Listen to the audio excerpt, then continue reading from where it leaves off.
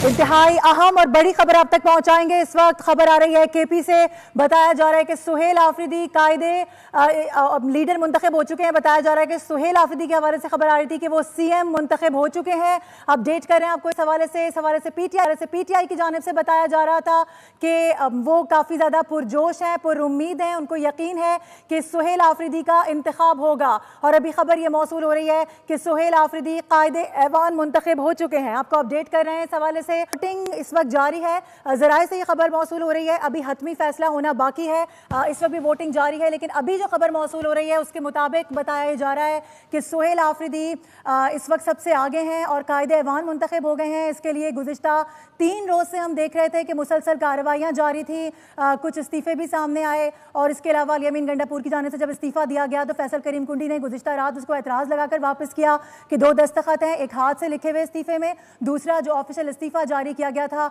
उसमें दस्तखत में कुछ शायद फ़र्क है, जिसकी वजह से वो एतराज़ लगाकर वापस किया गया था। और फैसल करीम कुंडी की जानिब से कहा गया था कि वो बाकायदा तौर पर इस पर बात करेंगे, लेकिन अभी वो शहर से बाहर हैं।